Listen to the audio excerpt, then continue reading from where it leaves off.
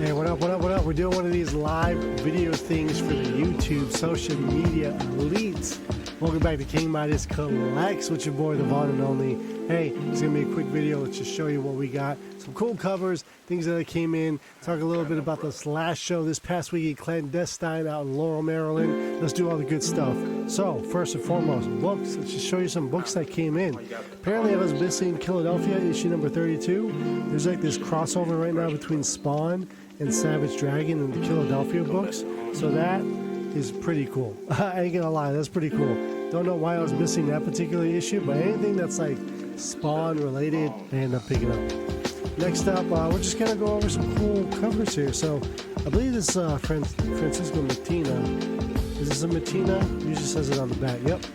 Variant cover by Mattina here. I thought it was just cool, man. Mattina always does Joker well, never does him wrong. So cool little cover. Next up, this is getting some heat. First appearance of James Stark in Avengers Twilight #1. This is cover A by Alex Ross.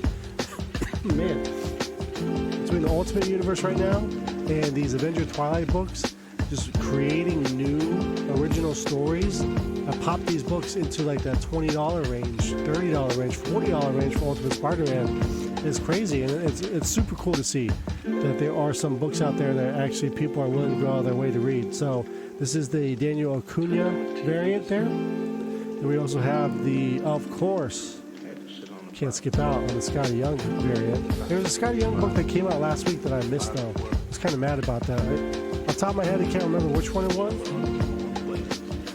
Oh, I think it was the X-Men title. How did I not have this? Kind of made me mad. Happy Valentine's Day to everyone out there, 14th. So why not show off a little Valentine's Day love with Miss Harley Quinn? Y'all see the hearts? Y'all see the hearts? Y'all see that red and black? Good stuff there. Next up, heard this story was trash, but we love us a little jackpot action here. I believe this is Lobos. This is indeed Lobos.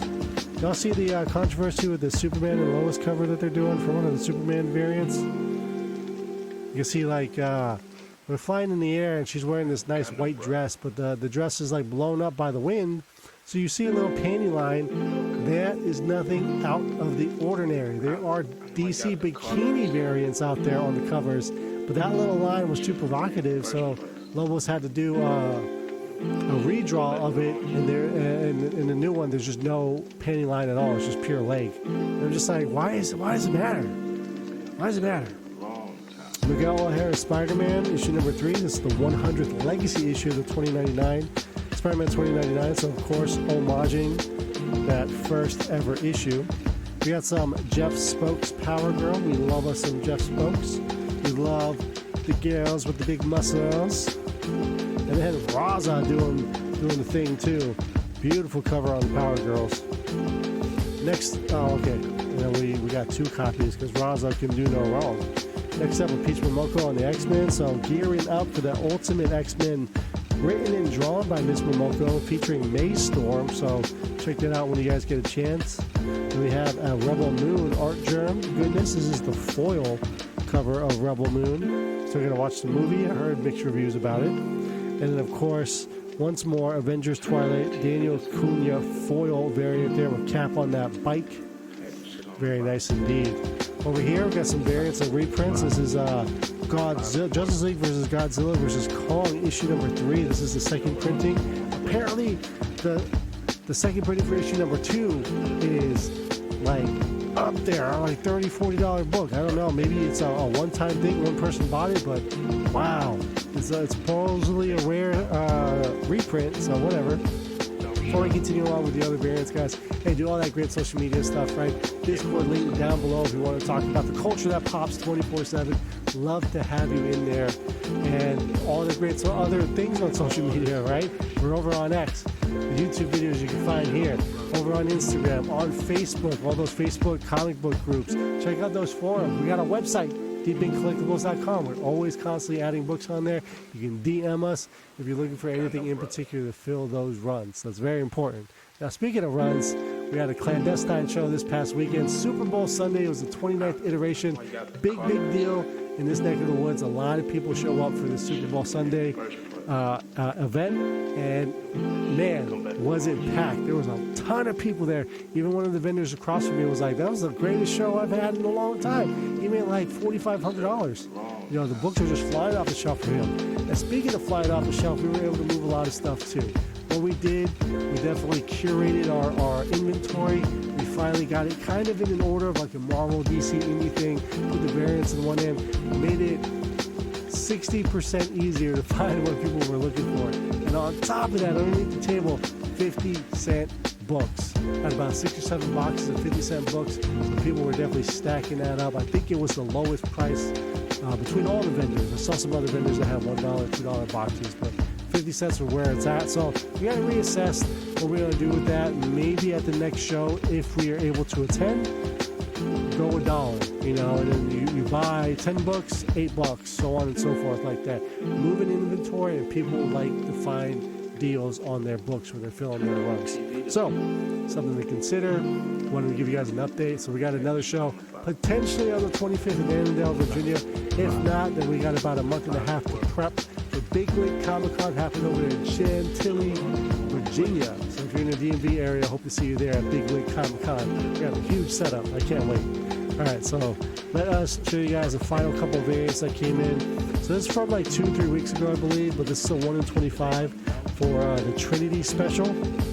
I just love these negative cover variants, so had to pick it up. I think it's Mitch Gerard's on that cover there of Trinity. This one, I guarantee you guys, in several years' time, and I'm talking maybe like 5 to 10 years' time, this is going to be a very hard book to find. So we picked up the Charles Vess 1 in 25 facsimile for the Amazing Spider-Man 252. Y'all know 252 is a big, big book. It is the first, tied for the first cover appearance. And it was the first time in story of the Black Suit Spider-Man. Of course, Secret Wars 8 predated it, but storyline-wise, you know, that kind of happened in its own little, you know, on the Secret Wars during that big, big fight, right? So in the main continuity of ASM, 252 is where it's at. So this is the facsimile of it. There's 1 in 25 reprint, so that one will be harder to find. Next up, can't do a video without Miss Frizzin'. So, man, this book on the Hot 10, Stein's Hot 10 last week, Mighty Morphin Power Rangers, The Return, written by Amy Jo Johnson, the Pink Ranger herself. Jamie Frizzin', 1 in 50 variant there. The Virgin, beautiful Frizzin'. I think at MegaCon they actually had foil variants of this. So if you're lucky enough to get that one, I do believe that this 1 in 50 is going to be the harder one and the choice one that you want to go after. Last but not least, let's finish it up. We got a slab and some exclusive online retailer incentives here.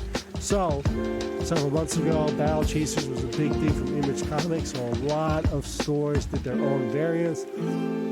Our friends over at Bird City Comics, shout out to Anthony and Laura, awesome people over there. The Nearing Nirvana slew of podcasts and shows on YouTube. We're taking that area, the comic book world, by storm. So if you're not watching any of them, I highly recommend Long Story Short. It's my favorite because they go after ghost, rare oddities, hard to find reprints.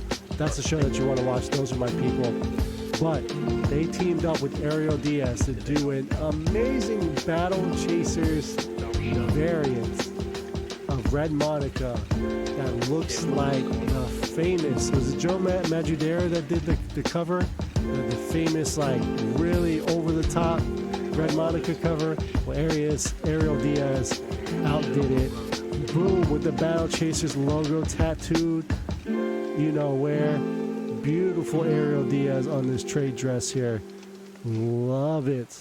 Man, such a good book. Not only did we get that, if you look at the logo for Battle Chasers, yellow with that like Kansas City Chiefs style color there with the red border. You also got the Virgin, and then you got a little that purple action there on the cheek, the purple cheek.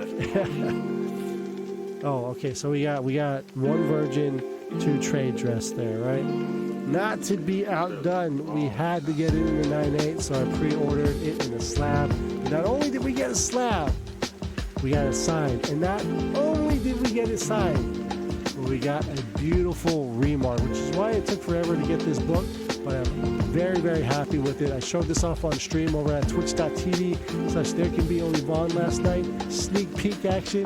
And on Instagram, of course. They saw it first. But here it is in all its glory. Red Monica Battle Chasers #1, the Bird City Comics exclusive. Oh, excuse me, number 10, because this is continuing the original series. Issue number 10/1 with the Ariel Diaz signature and that Remarque of Red Monica down there. Beautiful book.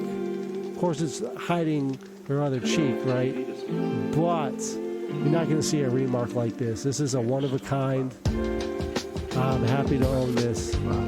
Beautiful book.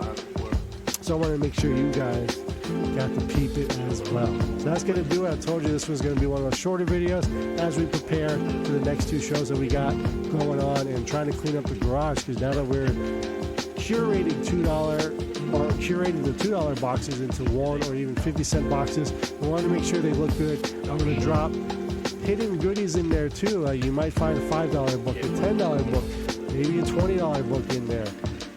We have the means to do so, and I would love to have people dig that way and just find the book and be like, yo, is this supposed to be in here? How much is this? 50 cents? Okay. You know, that's what we want to do. We want to give back to the community for just supporting what we're doing here, supporting the business, the website, and just being fans of the hobby, right? So thank you so much for tuning in the video, guys. Hope to see you back in the next one. Please like, subscribe, do all that great social media stuff. Bag and board your books, enter the vault.